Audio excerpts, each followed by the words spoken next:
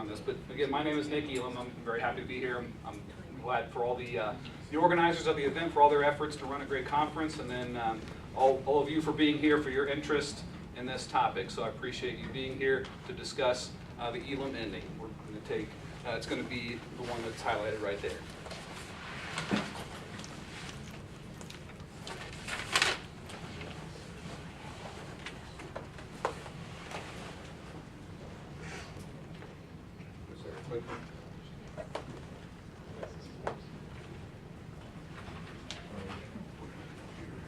You can point it anywhere. Okay.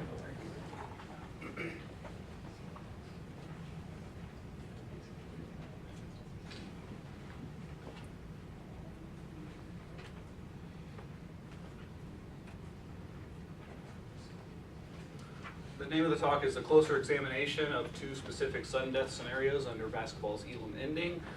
So kind of the outline is that I'll give you some of my background, again, just to recap, and then I'll explain exactly what the Elam Ending is, why I think it's necessary, and how it looked at its initial implementation at the basketball tournament in 2017. And then we'll look at two very specific scenarios within that, because we will get games that come down to essentially a sudden death situation. Look at and brainstorm some ways that leagues and events could possibly address those issues. So hopefully we'll have some time at the end for that, or at least I'll whether we do or whether we don't, I'll give you my contact information so that you can reach out to me with suggestions about those specific scenarios, or just general thoughts about the Elam Ending. So I'm going to just get going here. Again, my background is varied in education, mathematics, and leadership, and sports, all sorts of different things.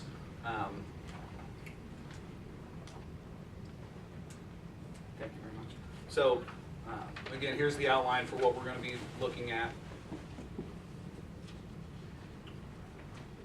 And then my current role, I'm finishing up my first year at Ball State University. I'm in the Educational Leadership Department. So I work with graduate students who aspire to be school principals and school administrators. My background is as a school principal, as an athletic director, baseball coach, math teacher, all the way up to calculus. But besides that, have different part-time roles in sports, consulting with TBT to implement the Elam Ending on a full basis this year. So that was an exciting announcement earlier this week. Then also, in my 13th season now on a very limited basis on the Reds grounds crew, and then I also founded and I coordinate a special interest group of Mensa members who are interested in sports. So to talk about the Elam Ending, this is something that originated, that I first devised in 2007, and I'm a diehard basketball fan, and I originally called this the hybrid duration format. And so it's disheartening to me that so often the quality of play deteriorates late in basketball games. We see the leading team stall and play very passively. We see the trailing team, when they're on defense, they foul and they're handing away free points. When they're on offense, they have to rush and force up ugly shots.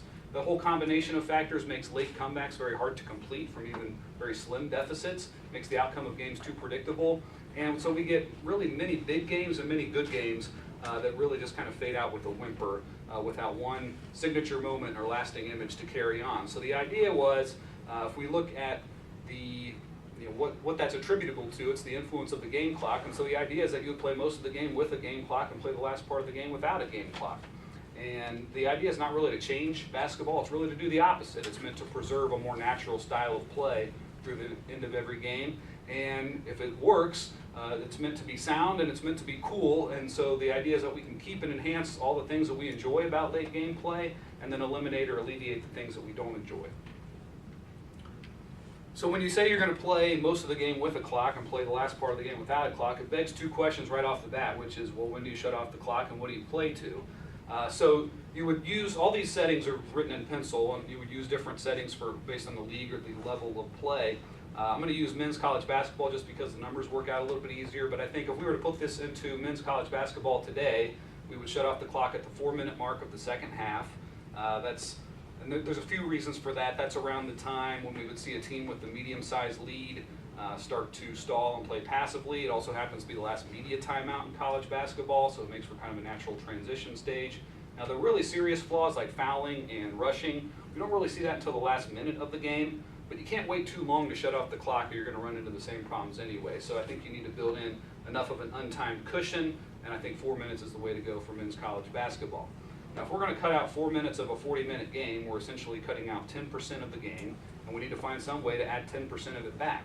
If you look at scoring rates in college basketball, it's about 70 points per team per game. 10% of 70 is 7, and so that's where that +7 provision comes in. So for an example, and this example that I'm going to show you, it's not really special in any way other than it just happens to be the most recent men's college basketball game that was played, the 2018 National Championship, Villanova and Michigan.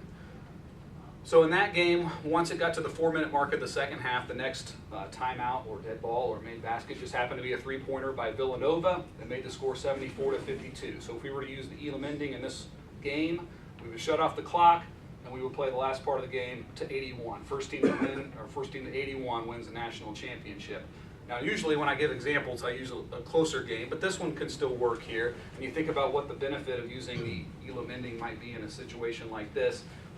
This game, the way it actually proceeded to the end, we actually didn't see any deliberate fouling in that game, and it's because Michigan just gave up. They didn't even bother with fouling because they didn't even bother with it. They thought it might have been bad etiquette to do that. So it's amazing to think that even in a national championship game, teams won't do whatever it takes to win because it could be considered bad etiquette. So they elected to let the clock run out. So at least, I still think Villanova would have won the game under the Elam Ending, but at least Michigan would have continued to play their best and wouldn't have had to feel bad about it all the way through the end. Also, we would have been guaranteed that the game would have ended with the swish of a net. So this game, I enjoyed watching it from start to finish, but looking back, I'm not sure I can really remember one specific play or scenario that happened in the whole game. And if we knew that a championship was going to be sealed with the swish of a net, that would give us one lasting image to carry on that, hey, that was the moment that the Villanova won that 2018 championship. So again, to recap the primary aims of this format, these are the big aims here, and then there's a whole long list of secondary aims. But this all started as an effort to try to address the deliberate fouling that we see late in games. For me, it's enough of an issue, enough of a fundamental flaw, a glitch in the game, that you see teams deliberately breaking a rule because it gives them their only chance to win. But more than that, it's kind of an unsightly and just kind of an uncool form of basketball. I think that's also a problem. But what's been striking to me to find over the years, and I really ramped this up over the last 4 years, looking at a sample of 2,900 plus games in the NBA, college basketball, and Olympic play, to see that fouling happens late in games about half of games, and most of the games where we don't see it, it's because the trailing team just doesn't bother, they've given up. And in the games where we do see that deliberate fouling, it's really striking that the team that fouls ultimately only goes on to win the game about 1% of the time. So it just doesn't work, and yet it still represents the trailing team's best option under the current format, and I'd like to give them another option of just playing real basketball through the end of the game. Try to eliminate or alleviate stalling and looking at rush possession. So over the course of a game, we're used to seeing teams score over 1 point per possession. But when it gets to a true buzzer beater situation, something that happens at the true end of a fourth quarter, second half, or overtime, where the offense is either tied or trailing by 1, 2, or 3 points, we see that proficiency plummet to about 0.2 points per possession. And it's not because the defense is really ramping things up, it's because the clock is doing the heavy lifting for them, essentially playing defense for them, forcing the offense to take some silly, hopeless shot that they wouldn't have taken any other time of the game. So it's essentially taking the most important possession of a game and turning it into a blooper reel. And I think what this would look like in another sport, it would be like seeing Mike Trout step up to the plate in the bottom of the ninth and half the bat left-handed. And it's like, well, I guess that's really cool if he gets a hit, but I think I'd rather just see him at his best. And I don't know why we would want to see basketball teams and players handcuffed when the game is on the line. So this whole combination of factors, I think we would see more late comebacks, not necessarily an avalanche of late comebacks, but an uptick in late comebacks. And I think the outcome of games would be more satisfying whether there's a comeback or not, because we're seeing a more natural style of play. And again, more memorable game-ending moments. In that same 2,900 game sample, only 28 of those games, less than 1%, actually ended with a meaningful made basket. And even in those rare cases where we finally do get a buzzer beater, what should just be a totally uninhibited celebration, what we get instead is officials running out on the court, blowing their whistles, waving their arms, and they're just doing their job, saying, nope, you got to stop celebrating, everybody back to your bench because we've got to take a look at the monitor. to see if the shot was released on time, and it kind of dampens the celebration. So even then, the clock still gets in its way. And I think the Elam Ending can take the guesswork out of those game-ending shots. So we implemented this at TBT in 2017 on an experimental basis, and it looked great. Now they will implement it on a full basis for their 71-game tournament, which starts next Friday. But it met all of its primary aims. No fouling down the stretch. And again, the reaction wasn't just like people, like your jaw hitting the floor. It was like, oh, like I get this now. Like this looks like real basketball all the way through the end of the game. So that's kind of the intended reaction. And you know, high quality play. We saw some crazy comebacks, and then again, a really cool variety of game endings. So one cool feature about the Elam Ending is that we will have many games that encounter a sudden death situation where both teams either find themselves just 1 point away from that target score, or a virtual sudden death situation where they're both within 3 points of the target score. And I think this could be just as exciting, maybe even more exciting than buzzer beater situations that we see now for a few reasons. So if you compare it to basketball's current format, under the Elam Ending, if we get into sudden death situations, we get to see teams still perform at their highest level, which is very different from what we see now, where again, the buzzer beaters are essentially a blooper reel most of the time. And if you think about all those buzzer beaters, most of them come in a tie game. And so you think about what's at stake there. If a team, under the current format, if they make the shot, you win right then and there. If you miss the shot, okay, well, everybody gets to settle in for 5 minutes of overtime, and who knows if the game's going to return to that same level of excitement, because more often than not, overtime periods do not come down to the buzzer. They kind of have an anticlimactic finish. But in the Elam Ending, where you have that target score, we'll have many games that come down to a sudden death situation where, okay, if you make the shot, you win right then and there, and if you miss the shot, you don't get to settle in for anything. You got to get back immediately and play defense for your life, because the game can end on the very next possession. So even some of those situations that we think, oh, there's no way that we can make this even better, I think it's possible to do that. And it's also fun to think about what sudden death basketball would look like compared to sudden death situations in other sports. You know, the NFL used to have a true sudden death scenario, or true sudden death overtime until a few years ago.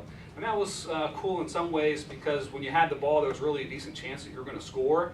But you know, for better or worse, those possessions could last for minutes at a time, so there wasn't quite that same imminence in those situations. Sudden death hockey is great, in part because possession exchanges so rapidly. But on any given possession, there's not really that high of a chance that you're going to score, so that might dampen the excitement in some way.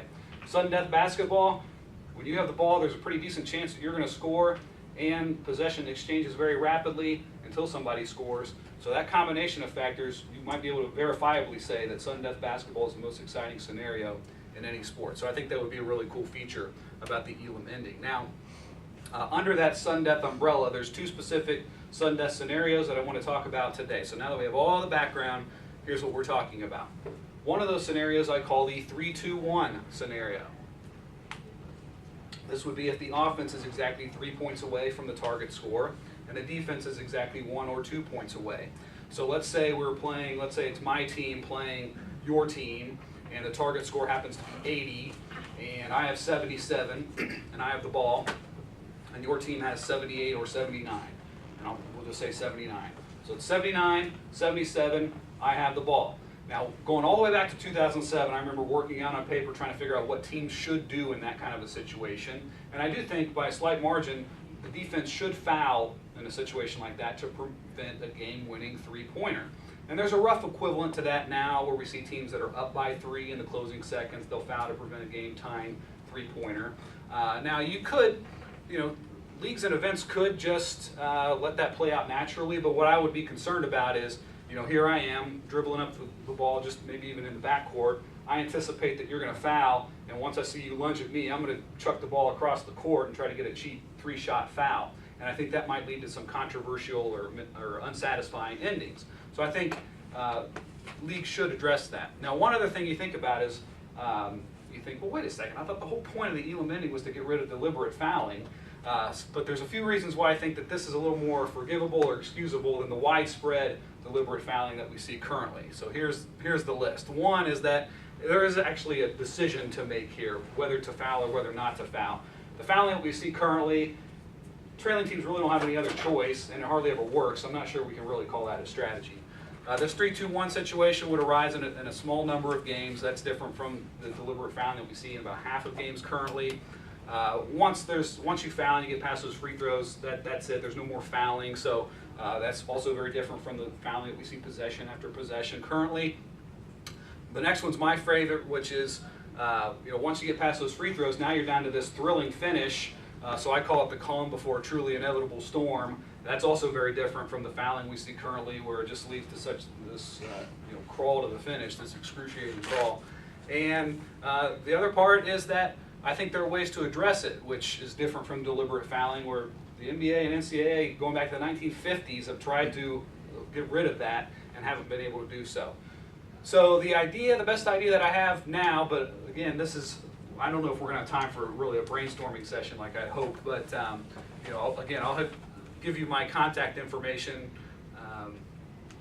so that you can reach out to me. The best solution I've come up with, this goes all the way back to 2007, is to offer essentially 3-2-1 insurance. And so what would happen is once you get to that transition from the timed portion of the game to the untimed portion, the officials would go, it wouldn't matter what the score is, officials would go to both benches and both coaches and say, hey, do you want 3-2-1 insurance?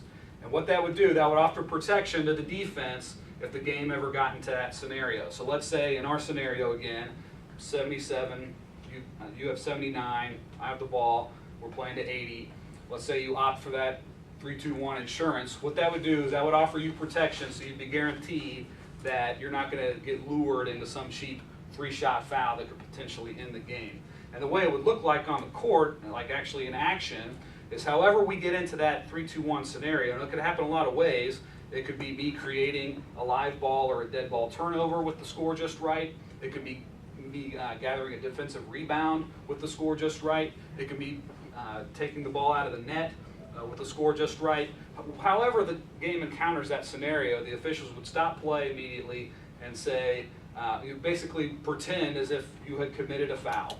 So what we would do, since there was no actual foul committed, we have to figure out, okay, well, who actually goes to the line. My team would actually be able to choose anybody in the game to go to the line and shoot 2 free throws with the lane clear, kind of look like a technical foul, shooting 2 free throws.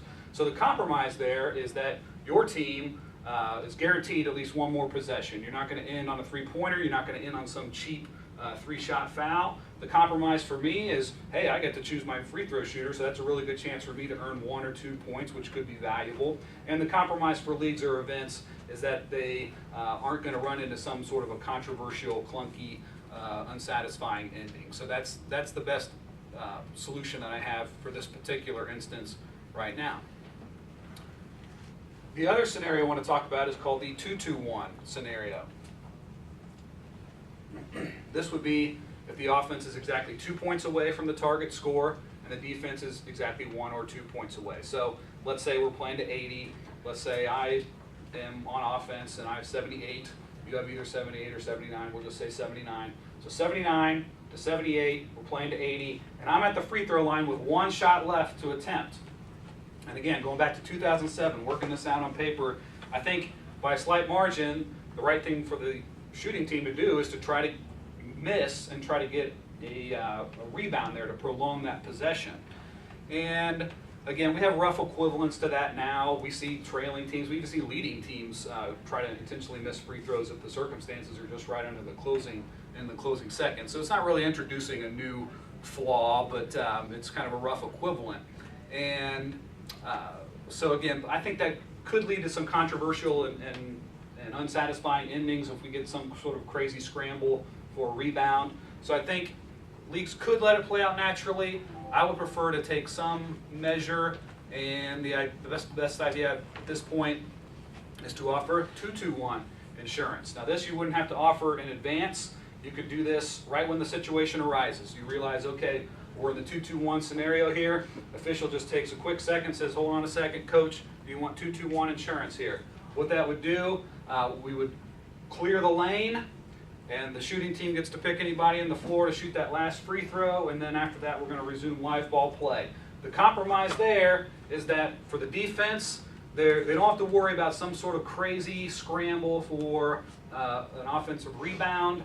anything like that, they're guaranteed at least one more possession. Compromise for me is, hey, I get to send my best free throw shooter to the line and have a good chance to get one additional point, which could ultimately prove to be valuable.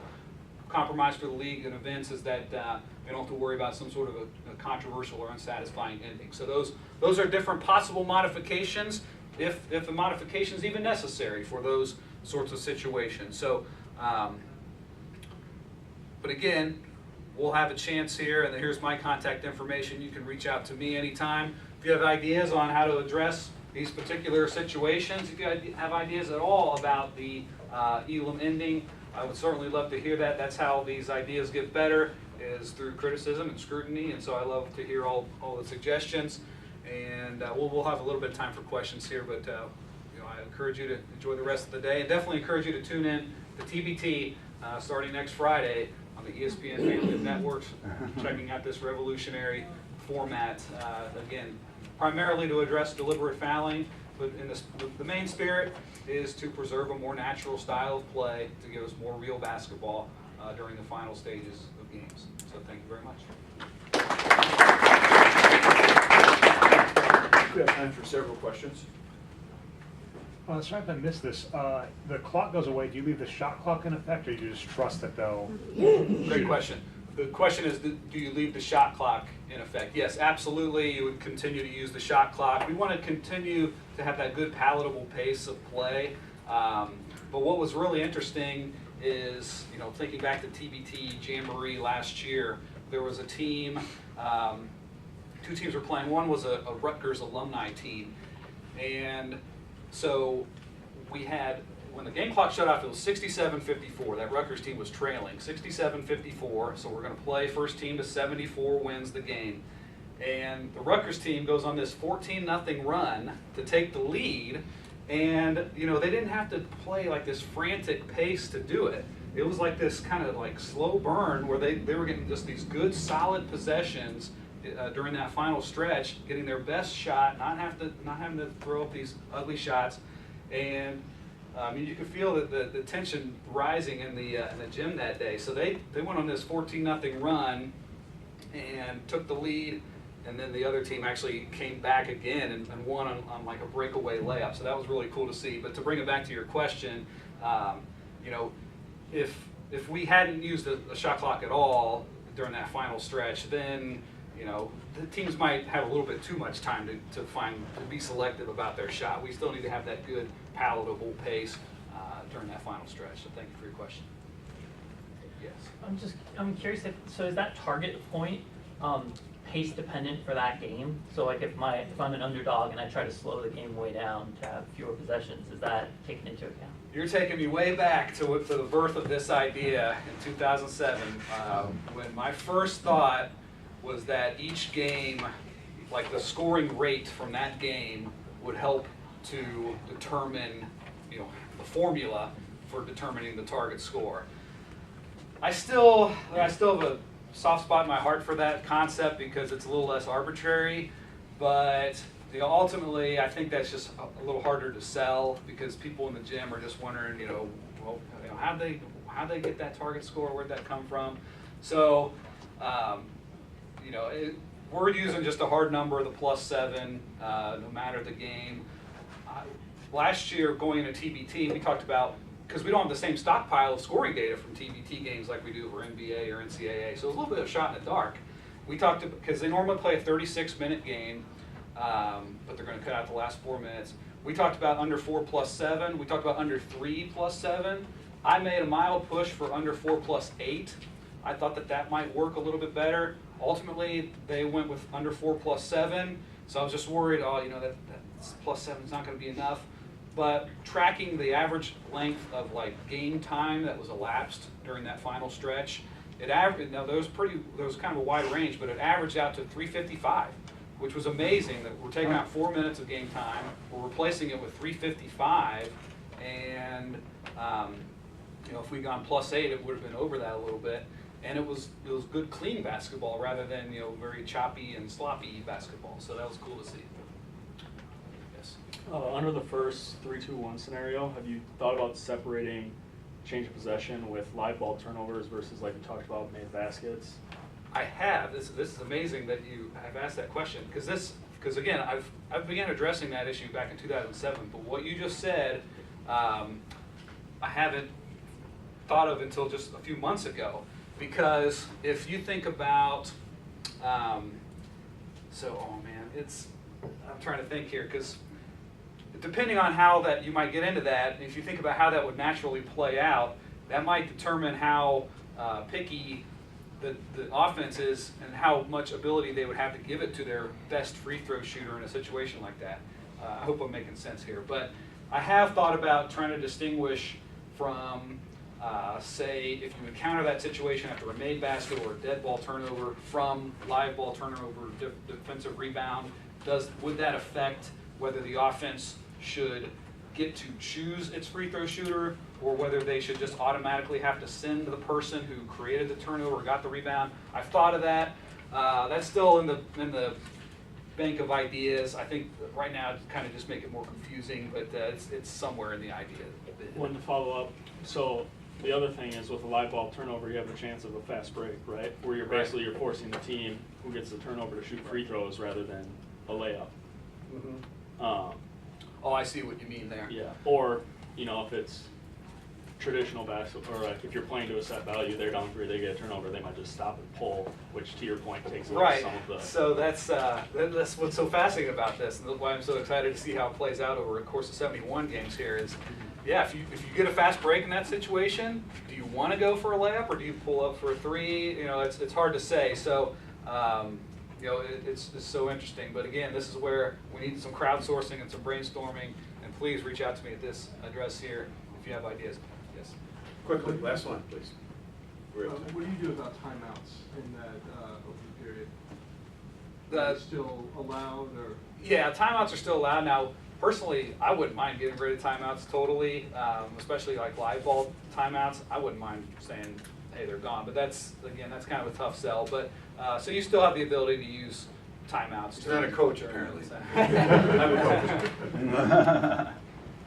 But I still think that this is cool. From a coach's standpoint, I think this would be cool. Just this whole concept that you still have your full complement of plays.